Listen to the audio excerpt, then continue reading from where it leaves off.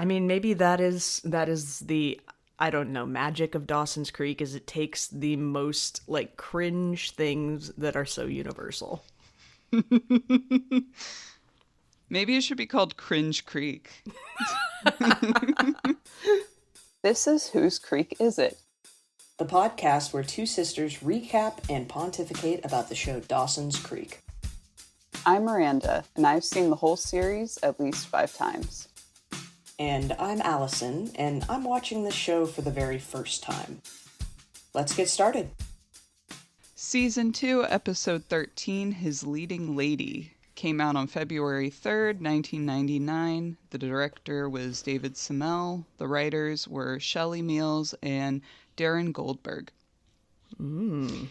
So we start in Dawson's room, and Dawson and Joey are watching some movie. Joey's drinking Diet Coke, and I'm like, she's such my girl. She's Yeah. Yeah, you and I think it's pretty clear that you and I identify most with Joey. And the Diet Coke just like drives it home. So yeah, they finish watching a movie, and then Dawson has to acknowledge, like, we finally did it. We watched a whole movie together post breakup. Yeah. And it's like, oh, that's good. It's I don't know if it's helpful that you're calling that out. Yeah, but Joey seems like surprised that Dawson is not being a dick about being broken up. Like, she's like, I can't believe like you're moving on and you're like getting over it. And you can already see her being a little unnerved or upset by the fact that he's appears to be getting over it. Yeah. Like she's saying that she's glad, but like she's clearly, it feels weird for him to be so okay, and it already feels like he's like performing being okay. So it's this it's just two people performing at each other. Yeah. But so it's awkward there. But then Dawson brings up that he would like Joey to look at some headshots of people who have auditioned for the movie to play the role of Sammy, which we find out is supposed to be Joey. He keeps saying that like none of these girls can bring it in terms of like what I'm looking for, which is basically someone exactly like Joey. Yeah, and trying to make a drama that is completely true to life is a recipe for disaster, especially when it's your own life. Mm-hmm. This is such a bad idea. Yeah, and I think that scene ends with basically like Dawson explaining why he's been so cool with everything. He's like, I've learned that I need to let go. I need to let you go. You let me go, so I did too. And we're all just let go now. Yeah. Oh, and then I did notice Joey walks out the door. She doesn't go out the window. That's a good point. I don't know if that's the first time she's done that, but it felt notable. Yeah. She's like, well, now we're not together. I don't have to worry about your parents knowing I'm coming in and out of your room. I don't know. Yeah, or it's just like, or maybe it's a symbol of how like they're not children anymore. No more climbing out of windows. Yeah. We're adults. We walk outdoors. So the next scene, we are with Joey in her figure drawing class. There's lots of people in this class, and they're figure drawing, so they're drawing a figure. Oh, and quick point. In the long shot, before we go inside the figure drawing class, they have like a long shot of what presumably is like the local college building. The building says Ohio State University. It does? I totally didn't see that. I'm pretty sure. It's like kind of like you have to like look, but like I was like, you just took a shot of Ohio State. We're ostensibly in, I think, Massachusetts. Yeah. I was like, just pick a different angle, or like you didn't. I don't know. Unless I hallucinated it. They didn't even have basic CGI back then for TV. Yeah, like, maybe not for TV. And also, mind you, this was like back when the TV screens were tiny and the resolution was really crap. They're like, no one's going to be able to see this. Yeah, probably. Okay, well, that's fun. But yes, we're in the figure drawing class, and there's a bunch of people. Yeah. And Dawson comes in. I don't know how he knows where this class is, that she would be at this class. I don't know. He goes in to like say hi to her, I guess, and says that he's like at the college to do some research at the library, and that he was like just dropping off a new draft for her. And as he says this, he realizes there's a naked woman laying in front of him, in front of Joey, Yeah. being the figure. Yeah. And regardless, like, I don't know what he's thinking, because you would never just walk into someone's college class, particularly a non-lecture class like that. Like, I don't know if he thought it was like an open... No, there was a teacher lecturing. It wasn't like it was an open studio. Just Dawson thinks he belongs in any room he walks into.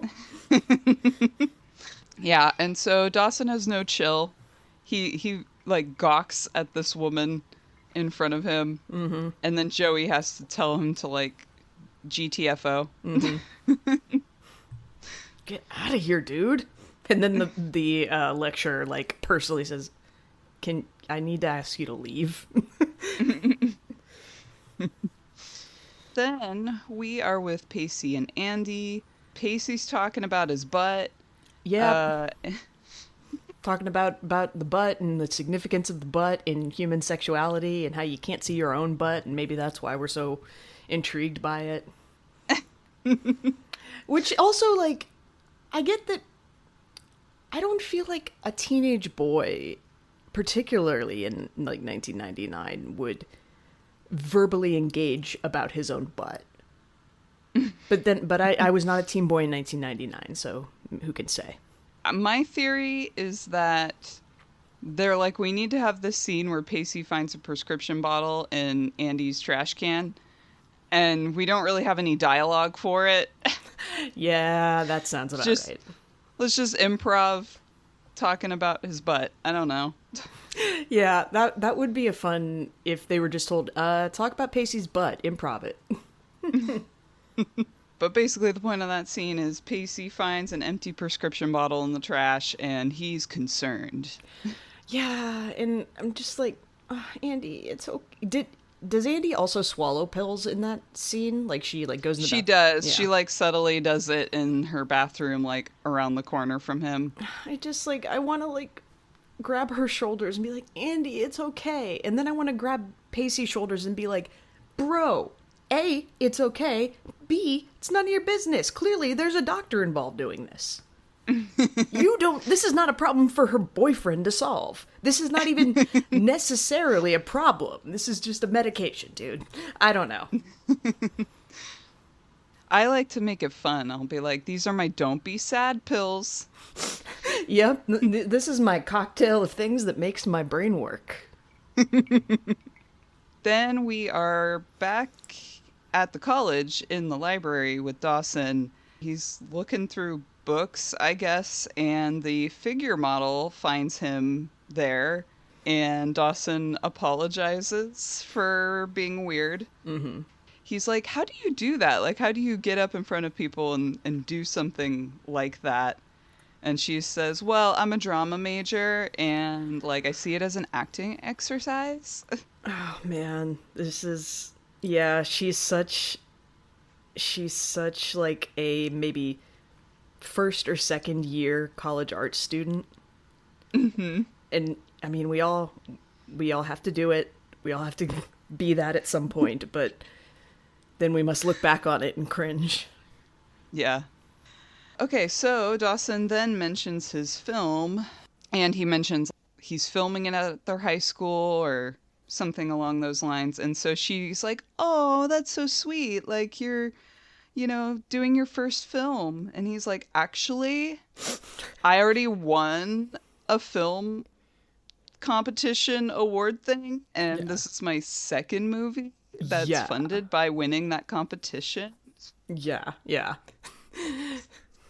And he, like, it's if I remember correctly, he didn't sound terribly douchey as he was saying. No, I'm just Like, exaggerating. but with the correct intonation, it is you can say it in a very douchey way. I mean, yeah, to be fair, she is very belittling to him, and then he's like, well, actually... I guess he's just, like, intrigued by this girl who challenges him a little bit. Like, she's kind of got a little bit of a Joey vibe, in a way, of, like...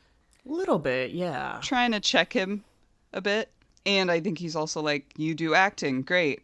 I need someone to act, so... Yeah, because he's already established that he's having trouble finding someone to play Sammy.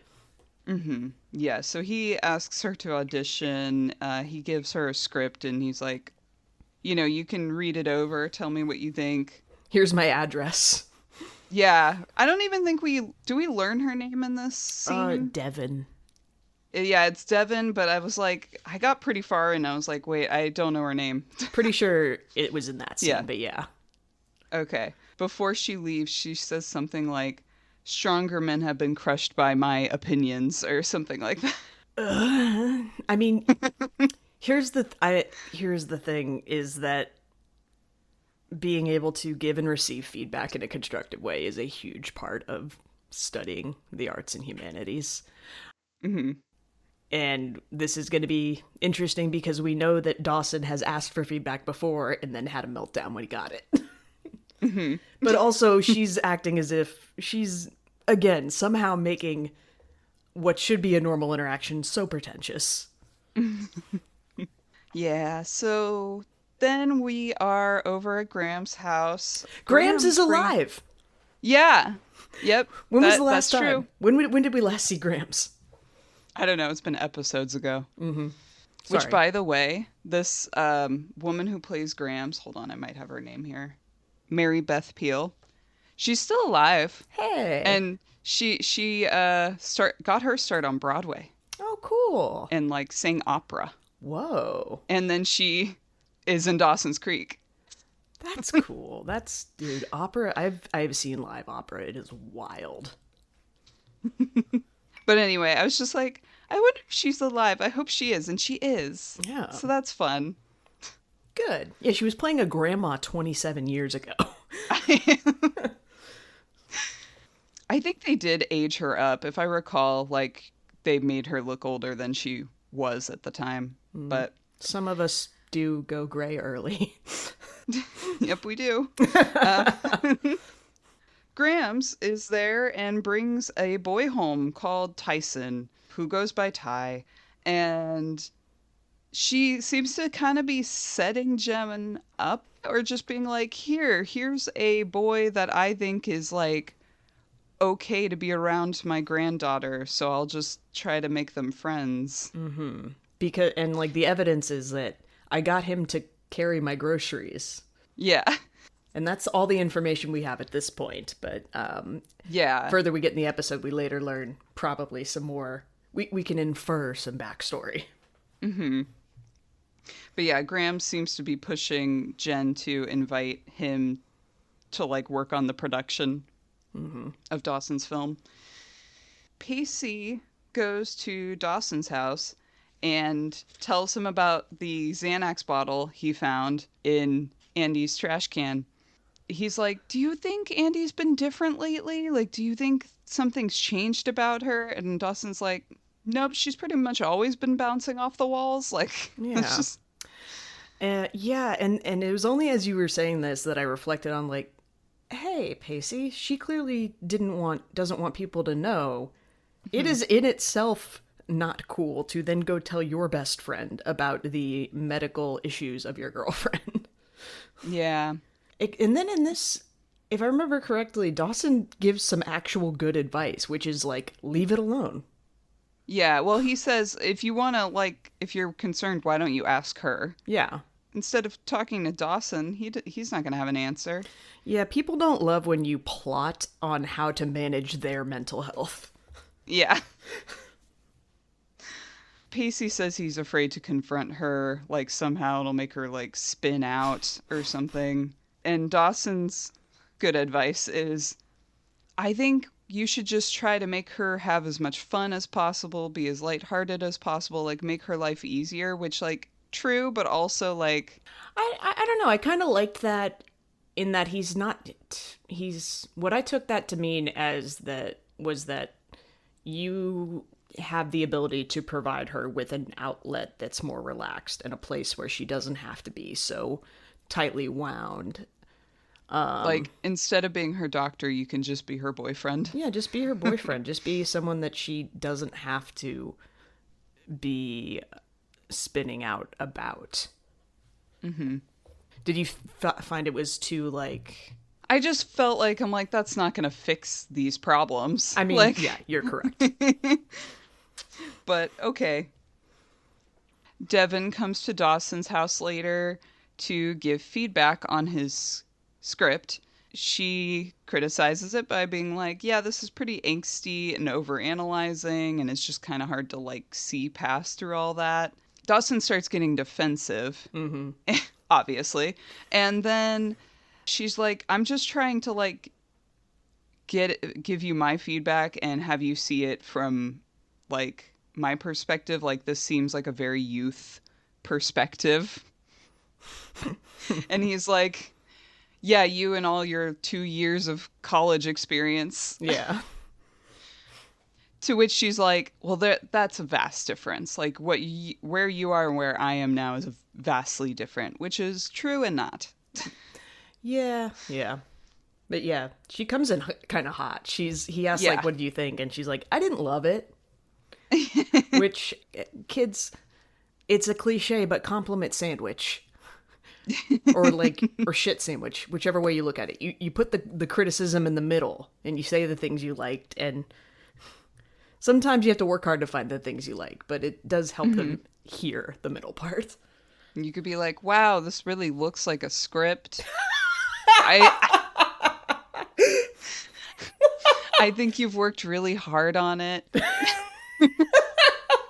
It's clear that you really tried. So she's about to, like, walk off in a huff, just like, okay, but then Dawson kind of pulls back on his offendedness. Yeah. And he's like, can you audition? Like, would you still be willing to audition? He's like, let's start from this scene. And she's like, actually, I'd like to start on this other scene. Which does not bode well for her ability to take direction. Once they start doing the scene, when they start reading the scene, it's clearly the scene where Joey and Dawson are talking after the beauty pageant that happened in season 1. Mm-hmm. And, it's about her being like, I wanted you to see me differently, but now that you do, I kind of just wish you had seen me for what I was before. Yeah. And she said, I'm always in... The line is even something like, I'll always be the girl from the wrong side of the creek. And I'm like, he's writing about the creek? You're not only writing about your life, you're not only basically just writing what happened to you, you're also mimicking the exact location and, like, set pieces? Yeah, you could have switched creek with train tracks. Yes, yeah. Wrong side of the tracks. Yeah, wrong side of the bridge or something. Other local landmark. The wrong side of the Denny's. Mm-hmm. Right. Okay, so yeah, in this scene though, she's doing a good job. Yes, she is. And she's acting. She's an actor. Mm-hmm. And Dawson's clearly blown away, and she's getting the part. Yeah. And it's interesting. It's always funny to watch actors play people trying to act. And yeah, it makes you think about how you can tell the difference between, like, good acting and bad acting. And I think one of the markers is that the person internalizes, like, it doesn't feel like they're reading and reciting. Mm-hmm. It feels like part of the magic trick of acting is making the words you have memorized seem like the words you're coming up with. Mm-hmm. Then we are with Jack and Joey at the ice house. I guess they're talking about working on Dawson's film, so we know they're both involved. Joey goes to take, unbeknownst to her, Devon's order. She just thinks it's some girl. Some girl.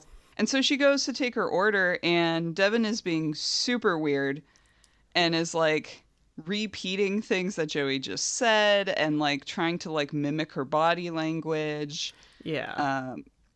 And so Joey takes her order and walks away and goes over to Jack, and she's like, "Can you take care of that table? That girl is being really weird."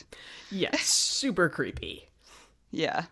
Which, you know, I'm sure you deal with that kind of stuff when you work in the restaurant industry. You get some weird people You who do. sit down at your table and you're like, why was I given this person?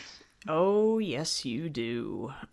I never had a table like that where they seemed to be intensely hung up on me and my mannerisms, but I definitely had some weird ones. There were ones where like I truly didn't know what was going on, and then there were ones where I unfortunately did know what was going on.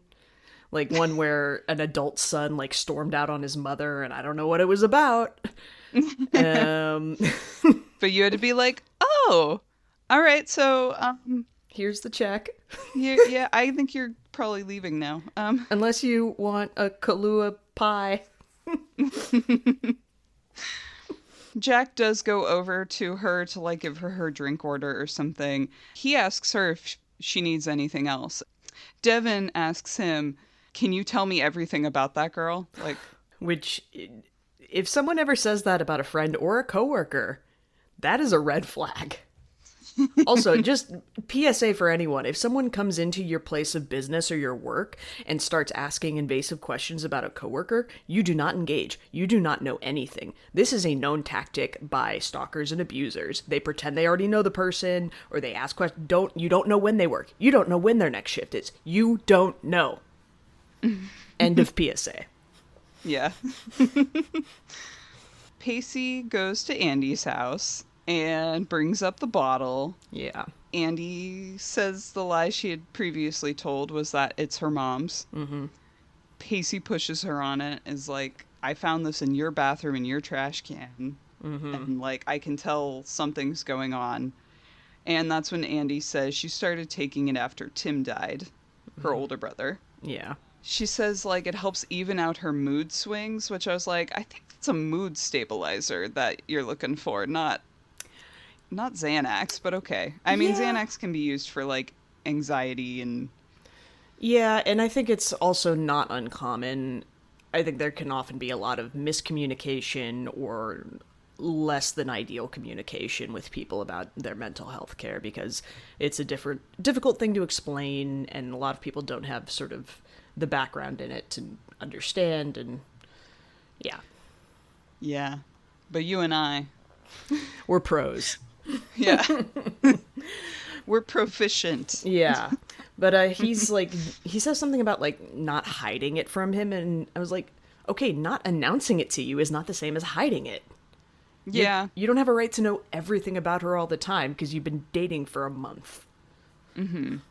But she also says that like she was just worried about what he'd think, you know, if she had told him. She's like, it doesn't really matter anyway now because my doctor's telling me that I need to try to go to therapy, and she's not going to keep giving me Xanax, which, bummer. Well, that's not, yeah, that's kind of, it is. That's a responsible thing to do. Yeah, that is not responsible doctoring to just say, I'm going to blackmail you into this form of treatment by withholding this other form of treatment. You can be concerned about, I think often the drug shouldn't be the only form of treatment, but ooh, yeah, I got real mad when I was like, the doctor's not going to refill my prescription. I was like, well, then that doctor, go find another one. Yeah, go find I mean, becoming dependent on Xanax is a problem, but at the same time, your doctor needs to collaborate with you. Mm-hmm.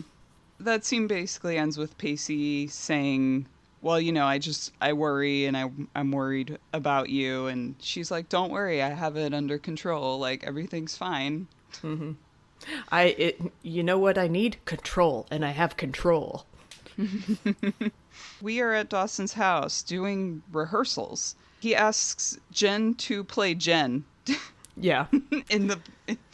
Which, yeah, I don't think we figured out who's playing Jen. Is that Abby? I don't know. I don't think it's really disclosed. Maybe that was just a can of worms they didn't want to open up. Not yet, anyway. Maybe, yeah. I don't know. I don't know. But yeah, so Dawson's like, hey, Jen, can you read this part that's going to be triggering for you? Yeah, do you want to read and relive the moment where you realized you were my second choice and at best a rebound? Also, to bring up the fact that he literally changed nothing in this script from his real life, they call the town Creekside. Oh my god. Buddy, just call it a memoir. Like... This is an autobiography of my breakup as a teenage boy. Yeah. Dawson is liking what he sees, except for Chris. He starts giving Chris notes. He's like, because I think Chris was making it sound like the scene involves like the two girls and him in a menage a trois situation. Yeah, it was the way he delivered the more the merrier. Which, yeah. There is a distinction. I can see Dawson saying that in a somewhat innocent way, and Chris was saying it in a more suggestive way. And there is a difference that the director would have to make clear, but it was still so pretentious to hear Dawson talk about the specific nuances. Mm-hmm. So in that respect, Dawson and Devon are a match made in heaven. Chris, when he's given some of these notes by Dawson, he's like, well, how am I like supposed to ignore that Sammy's obviously into me? And Dawson's like, well, you're not ignoring it. You're just not aware of it. Yeah. I mean, it was interesting to essentially put a guy like Chris in the same position as Dawson and how he would receive it all differently. Mm-hmm. And I mean, I don't know about you, but I definitely have someone like point out that someone was flirting and I was like, they just said hi. Yeah. I know. I'm like, I'd rather be incorrect about them. I'd rather them be incorrect about not liking me than like being incorrect thinking they like me and they don't. Let's err on the side of caution. Control. Maybe. Oh, I'm talking about me too. Mm-hmm. While this is happening, Joey gets introduced to Devon. Devon's like, well, now you know why I was being so weird. I was studying you. Mm-hmm.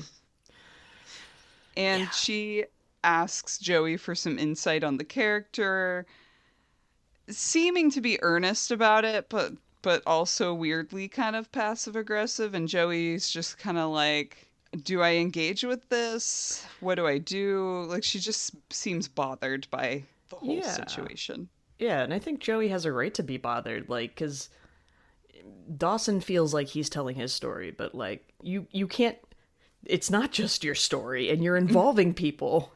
This is, how can you not see how, like, emotionally charged this would be for all the other people here? Yeah, but at the same time, I'm like, Joey, you didn't have to help on this film. Yeah, you could have been like, hey, cool, have fun with that. Yeah, why?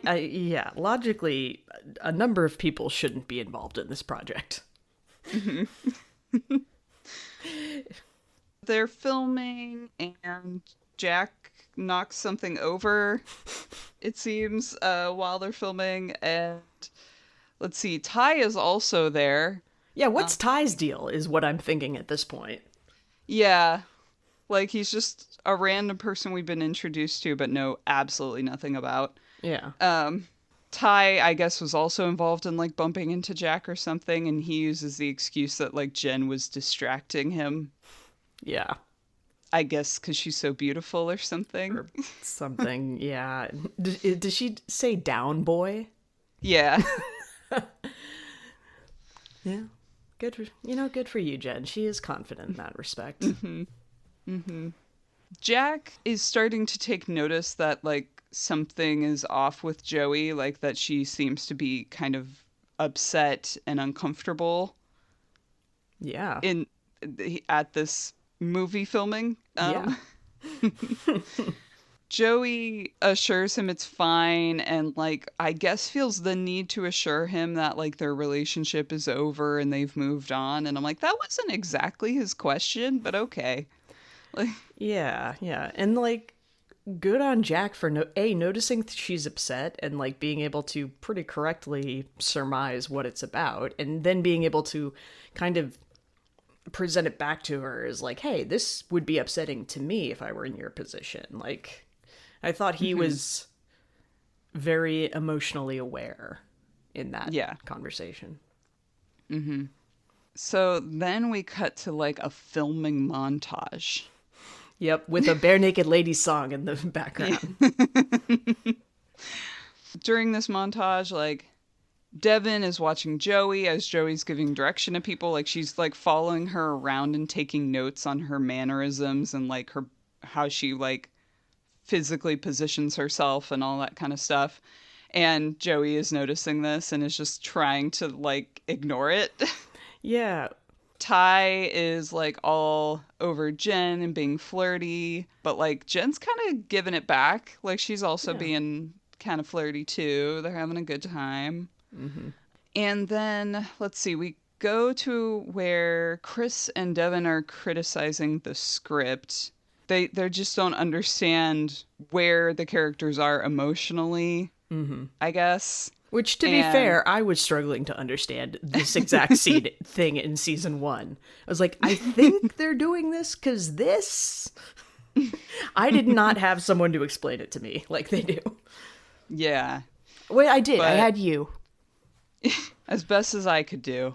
But so then Dawson kind of gives this monologue explaining, like, what is Wade? Wade is Dawson in this movie. He's explaining Wade's perspective and Sammy's perspective here. He says like, you know, Wade is crushed and Sammy is feeling frustrated because she's trying to like figure out who she is without Wade and all that kind of thing. And Chris is like, I can't relate. Like He's never had his heart broken, I guess. Yeah.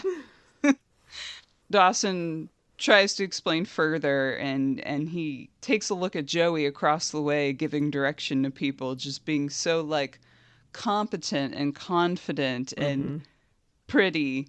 And we are pulled in so close on Dawson's face in this shot. Yeah. And he's like staring at her, and while he's staring at her, he's saying, "It's agony." And then I just wrote LOL. Yeah, it was a very intense monologue about the unimaginable agony of this breakup.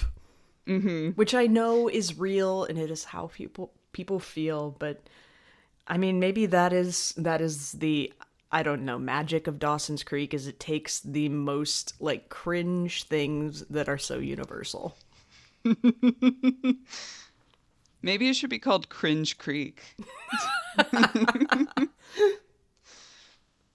Yeah, but so he's like, you know, it's just this breakup is really fresh for Wade still, and he's trying to explain Joey's perspective in this to Devon of like, you know, she just is feeling smothered and she's trying to find who she is without Wade and all this stuff. And it seems like in that moment something clicks for Dawson. Like up until that moment he didn't really understand why Joey broke up with him or like why anything happened the way it did, and by explaining it to these two people it seems like he figured it out. Like he's like, now that I've had to embody like Joey's perspective, now I see where she's coming from. Yeah. I mean, that is as much crap as we're giving Dawson for basically just writing his own experience in his own life. That is an interesting way to better understand someone. It's a little bit like how often in like relationship therapy, whether it's like couples or otherwise other family relationships, there's a lot of use of role play, and this is like essentially screenwriting role play for him. While he's giving like this weird monologue, Devon like looks over to where he's looking and sees that he's looking at Joey, and she kind of has this like, I don't want to say it's a sinister look on her face, but like there's something calculating going on behind those eyes. Like, Yeah, Devon sucks. But, like, she sucks in a different way than Abby does. She's like a Abby's smarter just very Abby. straightforward. Yeah. She's like a back round the corner, round the way Abby. Devon kind of follows Joey somewhere and calls her Sammy. She's like, "Hey, Sammy," and Joey's like, "It's Joey." She's like, "Oh, right. I just wanted to like get some insight from you. I just don't know where my character's anger comes from." Which, ooh. And Joey's like, "What?" And she's like, "Well, I'm not angry by nature." Oh my gosh. Which you cannot say that without it feeling like you're judging the other person. So Joey clearly looks irritated and doesn't want to engage. Mm-hmm. And that's when Devon throws out, "Well, so tell me, how do you date one guy when you're still in love with another?" Mm-hmm. And she kind of insinuates that Jack is like a safety net post breakup. Yeah. Basically invalidates her current relationship. And I mean, which is this the scene where she essentially says like that Wade and Sammy, therefore Dawson and Joey, have some endgame ultimate destined love? I think so. Yeah, and I think that's the scene. And that's like that's a really fucked up thing to say to someone when that's not who they're with. Mm-hmm.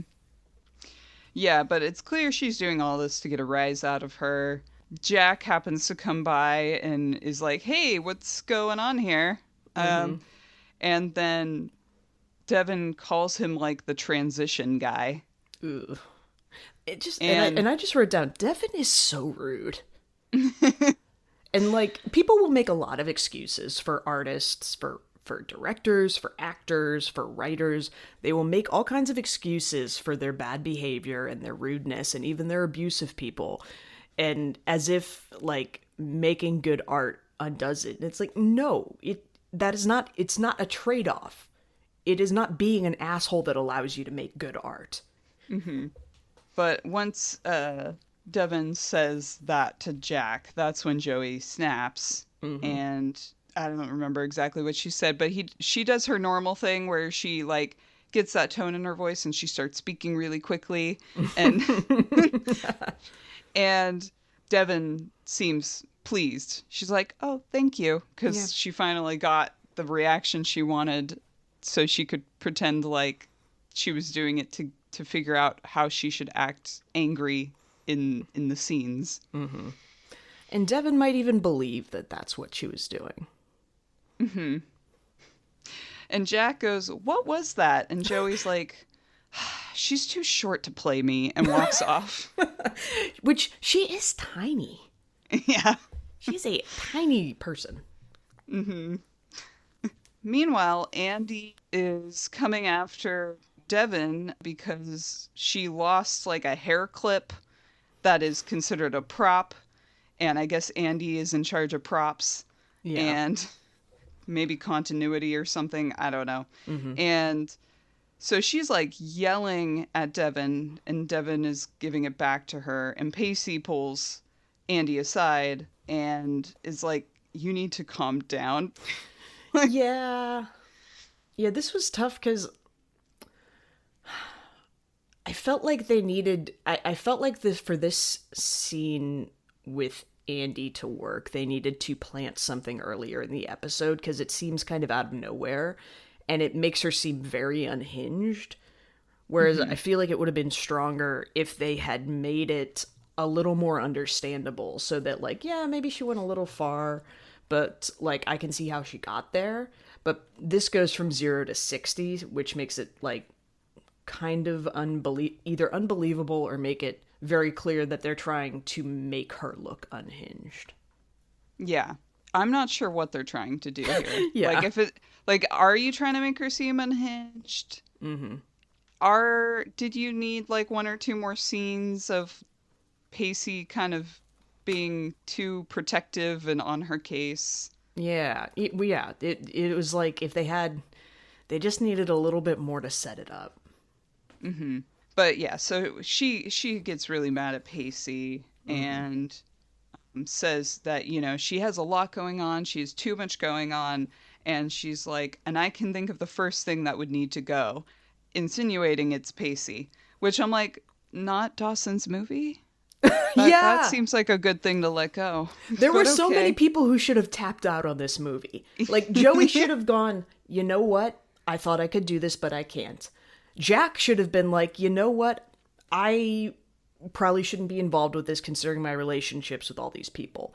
Andie should have gone, I have too much going on and I need to step back. There were so many people who needed to just have that moment where you go, no, I gotta tap out. I wish I could, but I can't. Pacey is trying to de-escalate, but he's saying all the wrong things. He's like saying, you're not thinking straight. Like, Yeah. and so Andie kind of snaps at him, and it sounds like she's breaking up with him, and she like walks off. Yeah, and the sort of like threatening to break up with him, that came off as very not a good sign. Like that's not. It's not normal to threaten ending relationships in an argument. That's not like that shouldn't just come up within 30 seconds. Chris and Devon are filming a scene. I can't remember what scene it was, but it was like a tough one where they're really like pouring their hearts out, and it's cutting deep for Joey. And when they cut, Joey goes over to Dawson and is like, can I talk to you real quick? Yeah. Yep, where she's like, oh, I'm watching one of the most painful moments of my own life be acted out in front of other people and being filmed. Yeah, and I know a lot of these people. Yeah. And it's very transparent who this is about. Yes. And so she like pulls them aside separately, and she's like, why are you doing this? What, like, she says, like, didn't we mean anything to each other? Like, you may be over it, but I'm not. And Dawson then gets defensive and is like, you broke up with me. Like, I haven't moved on.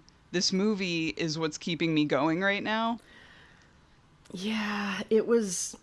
I couldn't. I'm like, are they going to make out now? We've already established that I identify more with Joey, and it was very on Joey's side with this. Like, she is fully within her rights to break up with you, and that is something that is between the two of you. Writing and sharing that experience with everyone else and getting everyone you know involved in it is a very different thing. But, clearly Dawson, like, throws out something about this being the only thing he has, and, like, she has a whole new life, and it's, like, all his feelings felt authentic, but they also felt very self-centered. Yeah. So they're not on good terms right now. Yeah, and that is a real question, I think, in a lot of forms of artistic expression is, A, how much of your own life do you bring into it if it's not, like, a memoir? And how much of other people's lives do you bring into it? But usually it's not this public in the sense that you have, like, everyone you know working on it, and it's not this quick. Most people don't, aren't producing a movie about their breakup a month after the breakup.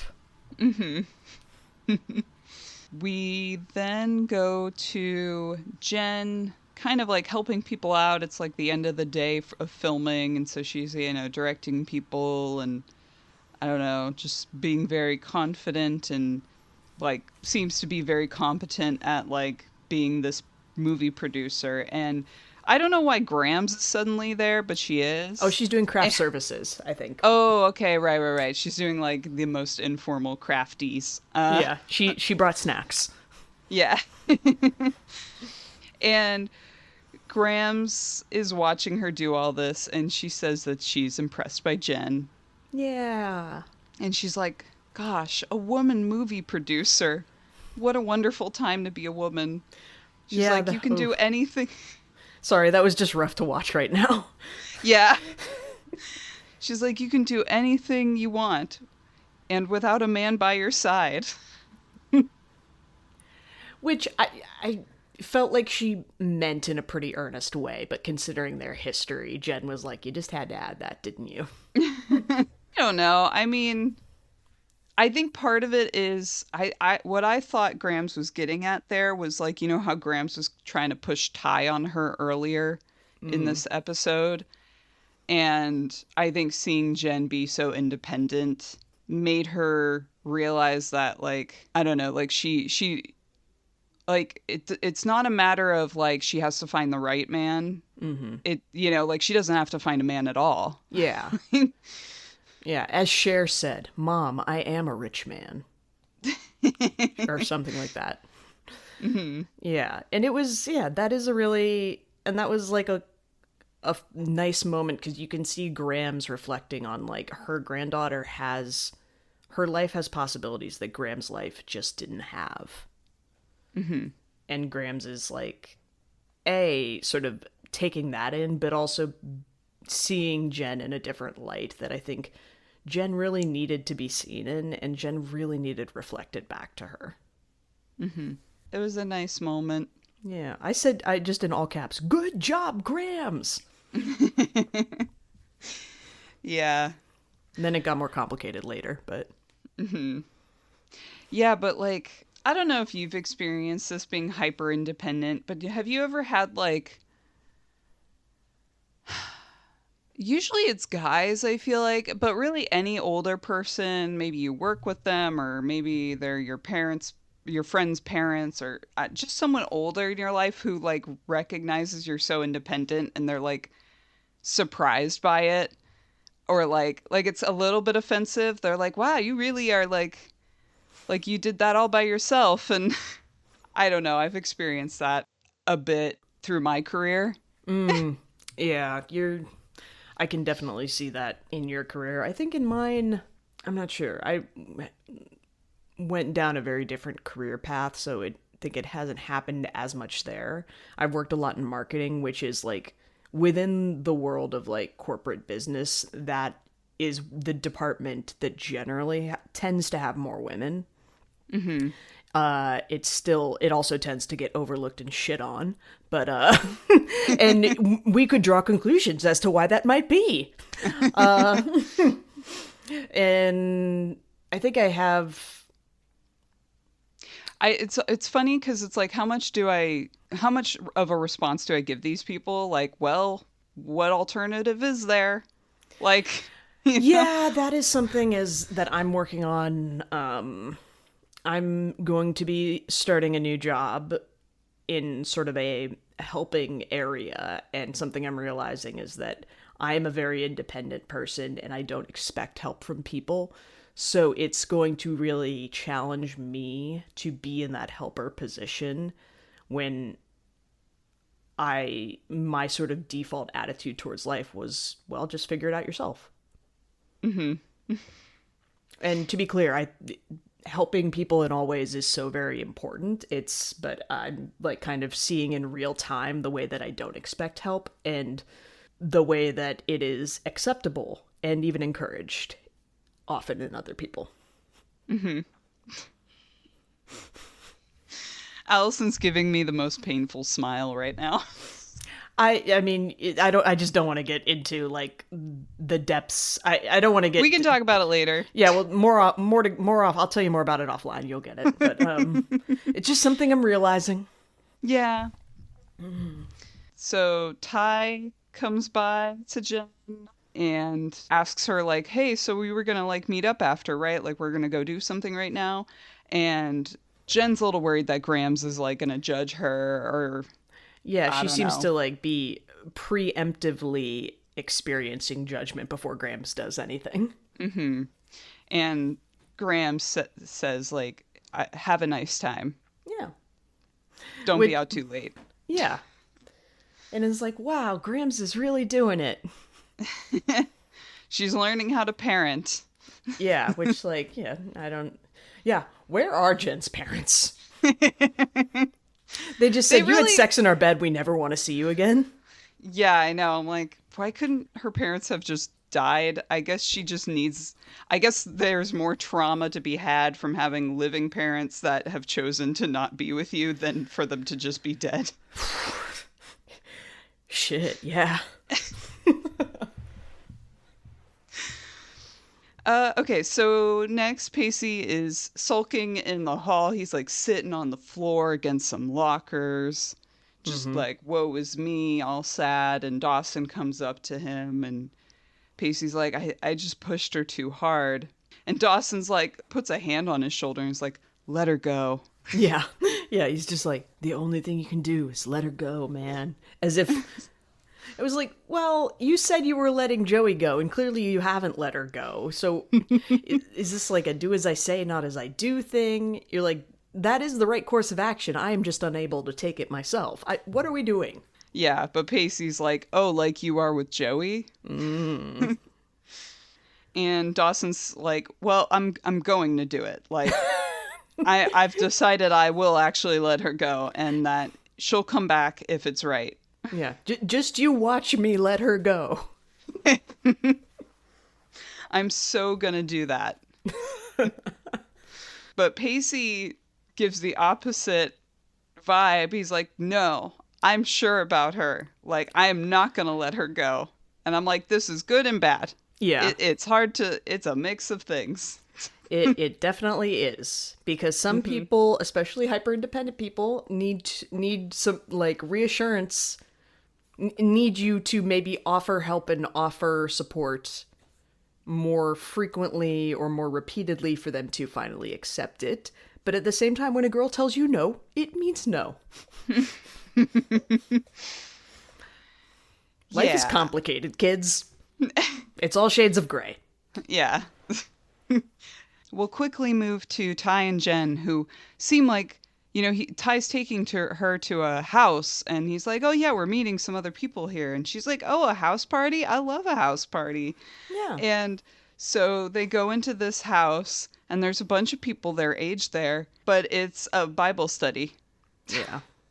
Yeah, and as soon as they like walked in and the vibe was like quiet and like, all right, we can start now that you're here, I was like, oh no, it's a Bible study. It's super, like, before they even started like talking about the Bible, I was like, it's a Bible study. The Holly Bible. Which, to be clear, the issue is not that this kid is religious or goes to church with Grams.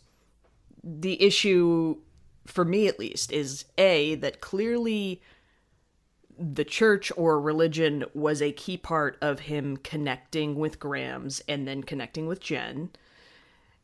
That religion is sort of an existing point of contention between Jen and Grams.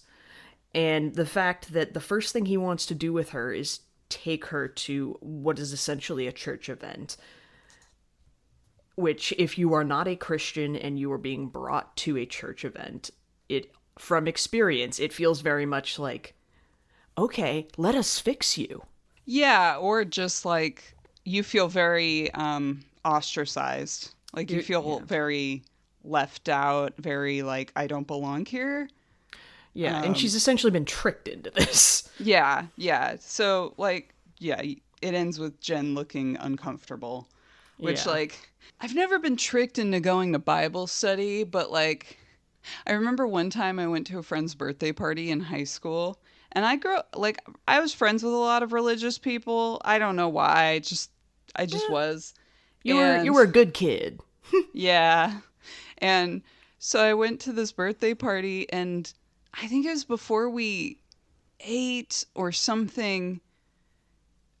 She was like, all right, let's all get in a circle and like say a prayer. Yeah. And everyone just starts to like grab hands and close their eyes, and me and one other guy who like neither of us are religious make eye contact with each other and are like, okay, I guess we'll do this now. Like we're just like... Yeah, and there's this feeling. I remember, this is such a weird memory, but I remember being at like a hockey tournament when I was like 12, and like one of the moms like doing a very like cool hip church kind of prayer before we went out on the ice, and it was, and I think part of what makes it that sort of like public or compulsory prayer experience so uncomfortable for me is that it feels like the people who are into it, it is so normalized. It is so like, what could possibly be wrong with this? What could possibly be uncomfortable about this? Like, by making it such a default and acting like it is the most natural thing in the world, or acting like there's no harm that could come of it, it just felt like it ostracized me further and made me think, I know these people, a bunch of these people aren't very religious, but we are all just doing this. This doesn't feel natural and harmless to me, but even the people who aren't religious seem to just be going along with it. Does that make any sense? Yeah. I was thinking, God, it would have been so funny if one of you kids like broke your leg on that game. Yeah, the ice cracked and we all fell into hell.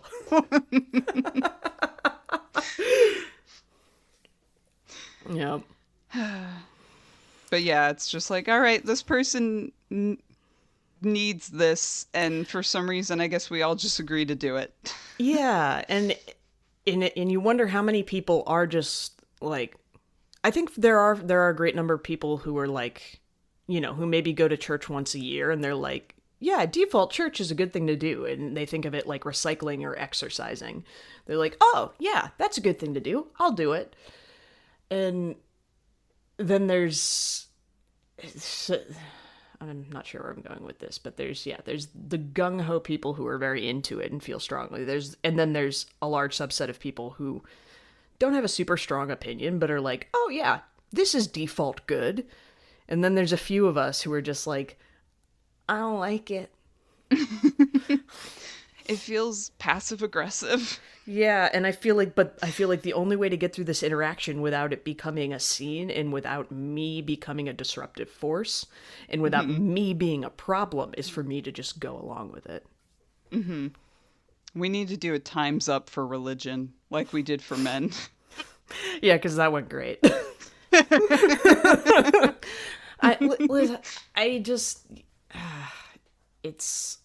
Yeah. Again, I think there are lots of people who their faith is a good positive force in their life and it gives them guidance. And I think there are a lot of people who get community through their church and their faith.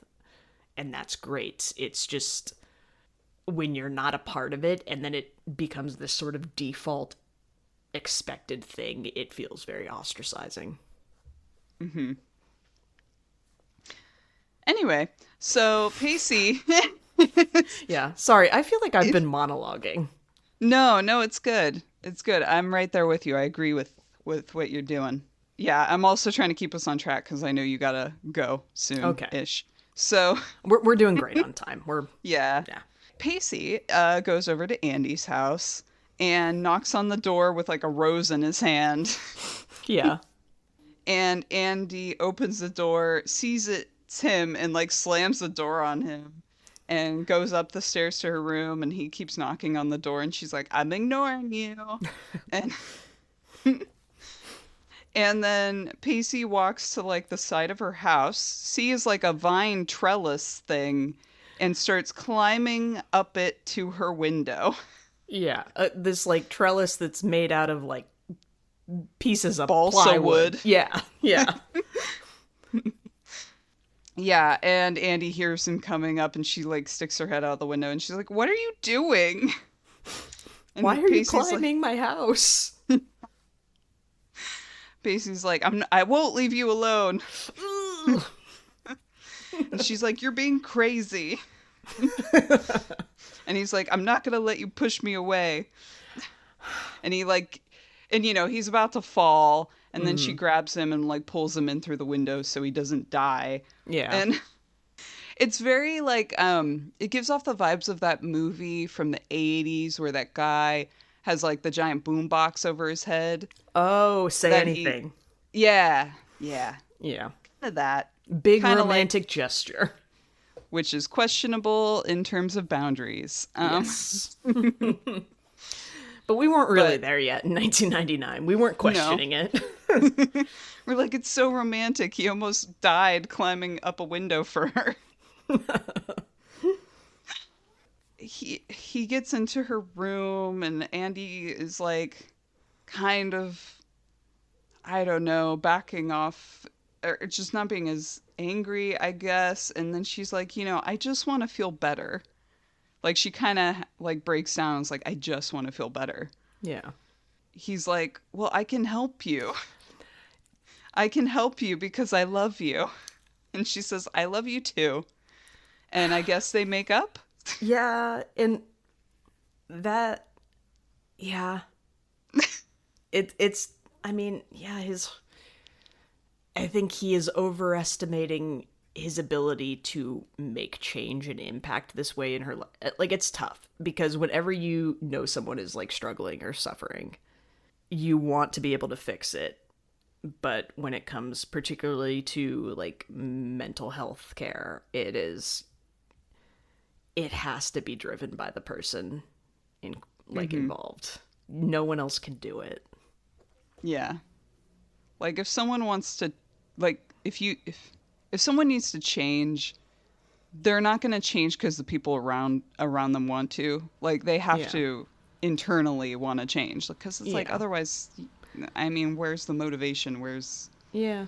And the people around you can do things and act in ways that are more or less supportive, but they can't really drive that change. Let's see, we're back at the filming site. Yeah, the outside high of school, I guess. Yeah. And Devon goes over to Dawson and tells him, like, that she's impressed. Or, yeah. Yeah, he's like potential as a director. But yeah, she's like, oh, do you want to, like, go get food with, like, me and Chris? And Dawson's like, no, I think I'm just gonna be here, help everyone clean up and finish off the day. So he's over by himself, and Joey sees him across the way, because for some reason she didn't leave. She goes over to Dawson and apologizes and says that, like, she's embarrassed of having her relationship be shared, which is obviously okay. Yeah, that is a very legitimate feeling. And I think Dawson should have to reckon with that.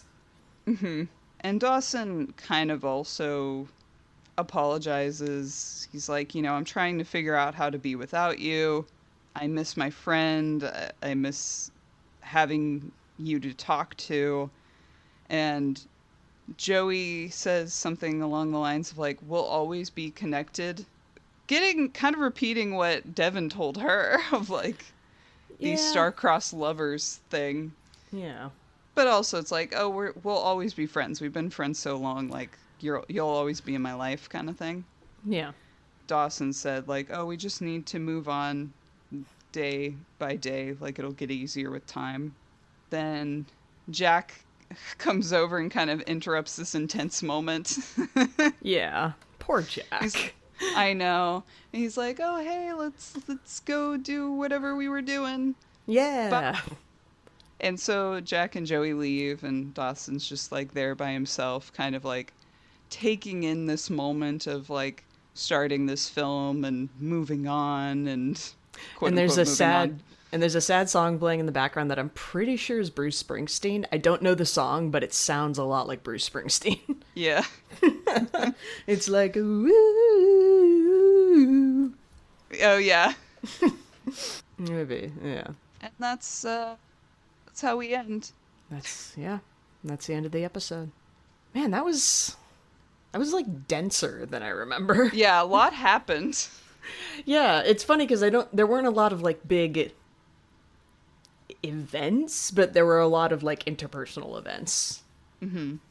It's like the movie was written into the TV script to, like, warrant these people being all together in the same area, and they can just, like, have one-off conversations. Yeah, that seems to be an ongoing pattern of, like, okay, we need them all in the same place doing a thing.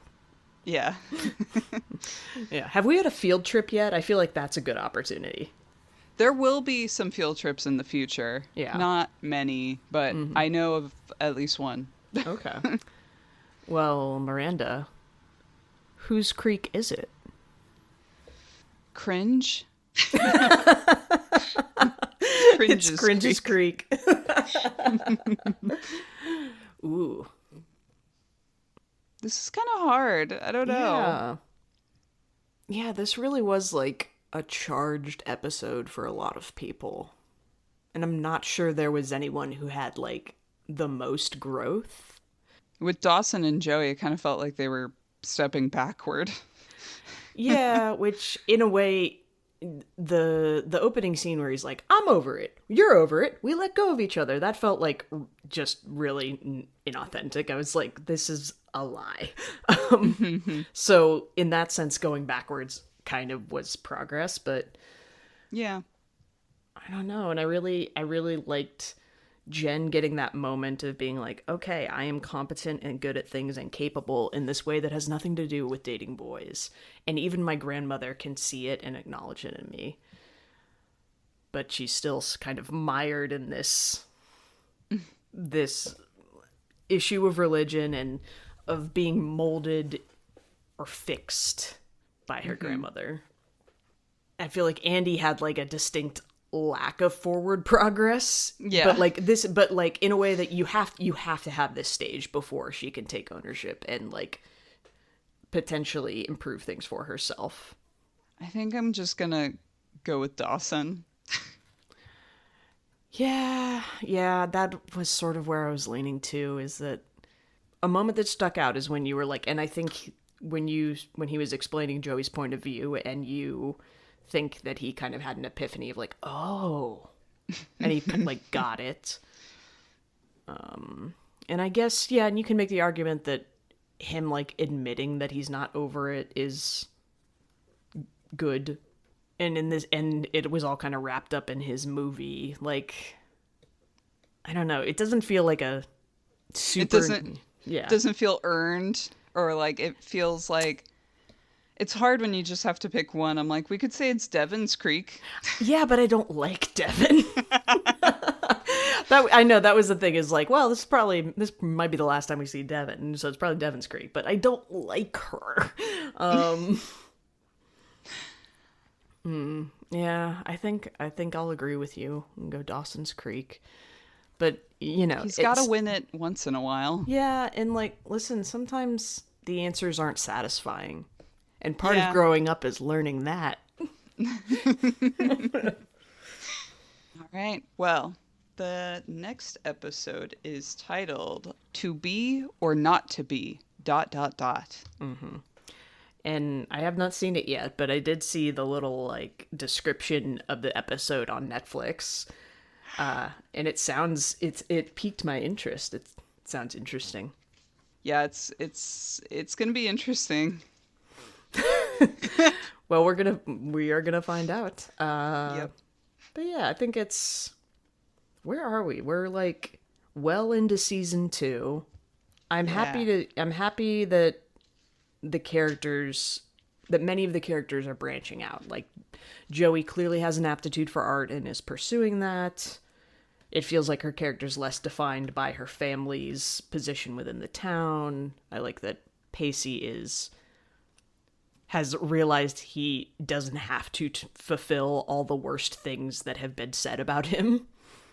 I guess that's all I had to say. All right. All right. Well, we'll see you next time.